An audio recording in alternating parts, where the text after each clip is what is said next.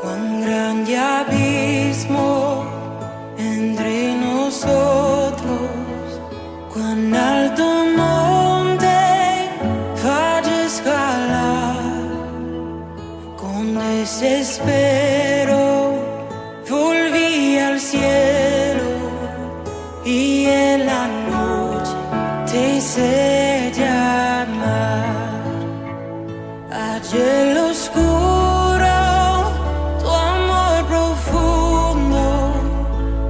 la sombra y me alcanzó. Ya es consumado y el fin escrito. Mi esperanza está en Jesús.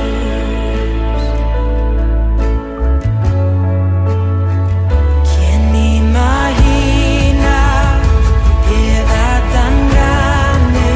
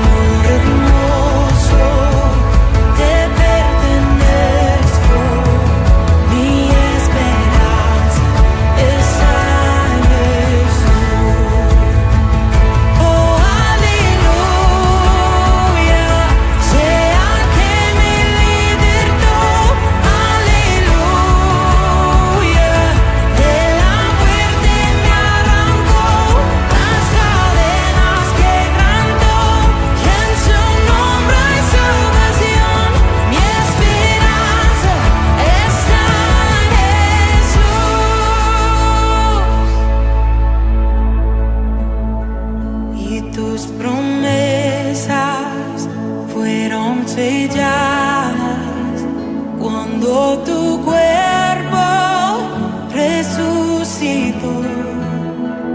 Desde el silencio tu gran rugido quebró el poder de la muerte en mí.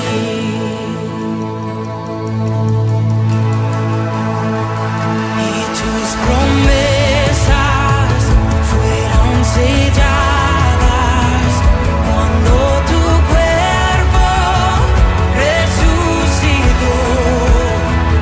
Desde el silencio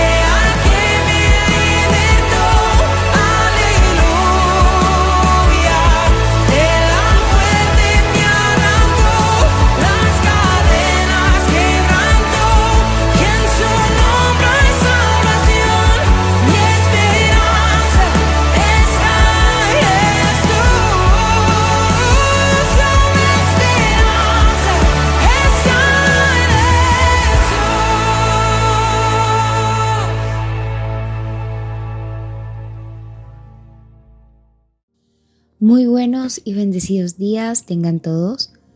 Este es nuestro cuarto día de devocional en esta semana.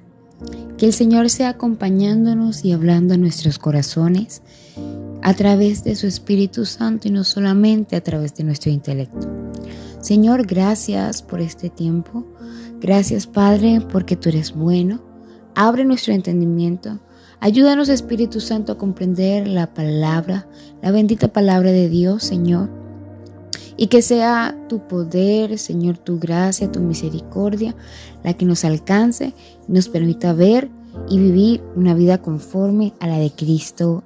Amén. Hoy estamos revisando la segunda mitad del capítulo 2 de Marcos. En el día de ayer vimos cómo la gracia de Cristo chocó contra el moralismo de los fariseos. Y en esta segunda parte del capítulo, Jesús no vino a parchar o a tapar la antigua religión de obras. Él vino a inaugurar el nuevo pacto. Así que para entender esto, escuchemos la primera lectura de hoy, donde a Jesús se le cuestiona sobre el ayuno. Versículos 18 al 22. Y los discípulos de Juan y los de los fariseos ayunaban, y vinieron y le dijeron: ¿por qué los discípulos de Juan y los de fariseos ayunan, y tus discípulos no ayunan? Jesús les dijo: ¿acaso pueden ayunar los que están de bodas, mientras está con ellos el esposo? Entre tanto que tienen consigo el esposo, no pueden ayunar. Pero vendrán días cuando el esposo les será quitado, y entonces en aquellos días ayunarán. Nadie pone remiendo de paño nuevo en vestido viejo. De otra manera, el mismo remiendo nuevo tira de lo viejo, y se hace peor la rotura. Y nadie echa vino nuevo en odres viejos. De otra manera, el vino nuevo rompe los odres, y el vino se derrama, y los odres se pierden. Pero el vino nuevo en odres nuevos se ha de echar. Y los fariseos usaban el ayuno como una insignia de su propia justicia. Jesús cambia completamente el enfoque, presentándose a sí mismo como el esposo. En el Antiguo Testamento, Jehová es descrito repetidas veces como el esposo de su pueblo. Una vez más, Jesús está declarando su deidad. La salvación no es un funeral de reglas tristes, es una boda, porque el Rey ha venido a rescatar a su novia, la iglesia. Y el vino nuevo representa la gracia del nuevo pacto, la justificación por la fe sola. Y Jesús advierte que no puedes meter esta gracia radical en los odres viejos del legalismo farisaico. La gracia de Dios destruye la teología de los méritos humanos. En otras palabras, recordemos que el proceso de salvación no es solamente el de perdonar nuestros pecados y quedar libres de toda deuda y condenación por estos pecados, sino que el Señor debe cambiar nuestra naturaleza, debe hacernos nuevas criaturas, no remendar lo que ya estaba, sino que Él nos hace nuevas criaturas. En la palabra de Dios también nos habla acerca de un cambio de corazón.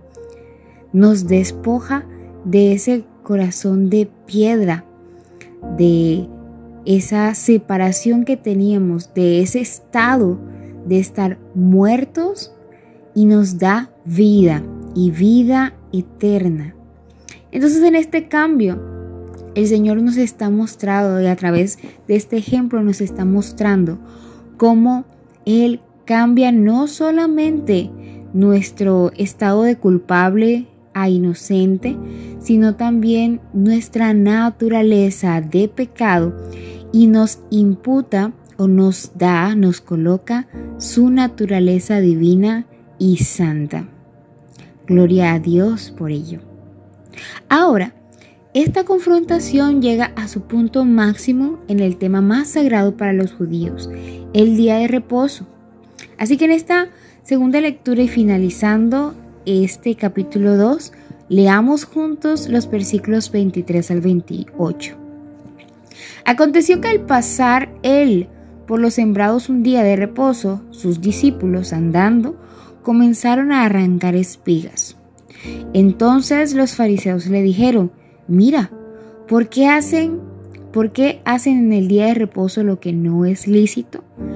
Pero él les dijo: ¿nunca leísteis lo que hizo David cuando tuvo necesidad y sintió hambre? Él y los que con él estaban, cómo entró en la casa de Dios, siendo Abiatar sumo sacerdote, y comió los panes de la proposición, de los cuales no es lícito comer sino a los sacerdotes, y aún dio a los que con él estaban. También les dijo: el día de reposo fue hecho por causa del hombre, y no el hombre por causa del día de reposo. Por tanto, el Hijo del Hombre es Señor aún del día de reposo. Los fariseos habían convertido el día de reposo, que Dios diseñó como un regalo de descanso, en una carga insoportable con cientos de reglas inventadas por los hombres. Al permitir que sus discípulos arrancaran espigas para comer, Jesús no está rompiendo la ley de Dios, está rompiendo la tradición corrupta de los fariseos. Pero la frase más importante de este pasaje y una de las declaraciones cristológicas más poderosas de Marcos es el versículo 28. El Hijo del Hombre es Señor aún del día de reposo. Así que dentro de esta perspectiva bíblica, el día de reposo era una sombra de lo que habría de venir. El apóstol Pablo nos lo explica en Colosenses 2, 16 y 17. Por tanto, nadie os juzgue en comida o en bebida, o en cuanto a días de fiesta, luna nueva o días de reposo, todo lo cual es sombra de lo que ha de venir, pero el cuerpo es de Cristo.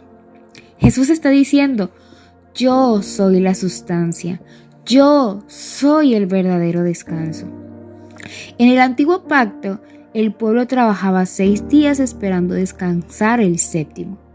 En el nuevo pacto, gracias a la obra perfecta de Cristo en la cruz, comenzamos en su descanso y desde allí trabajamos para su gloria. Por eso, Él puede invitarnos en Mateo 11:28.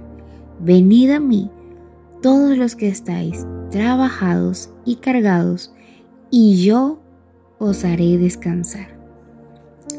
Es que es precioso. Amada iglesia, ¿estás intentando meter el vino nuevo de la gracia de Cristo en los odres viejos de tu propio esfuerzo?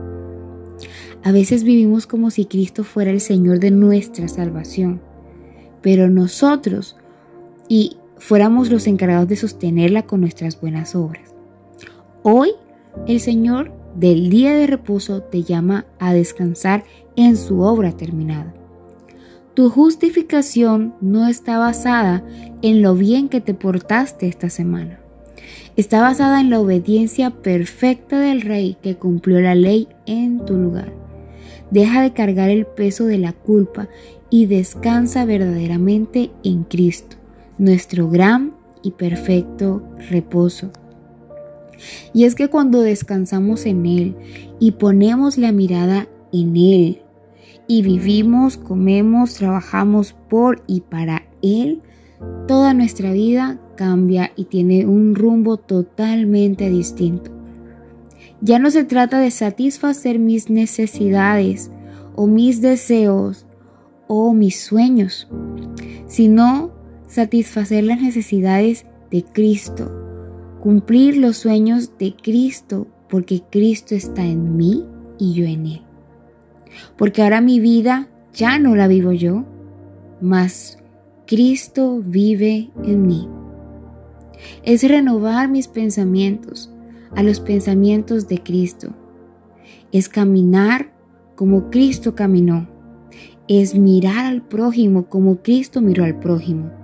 Es amar como Cristo amó y no como mi carne y mi viejo yo o este odre viejo y camina y vive y siente.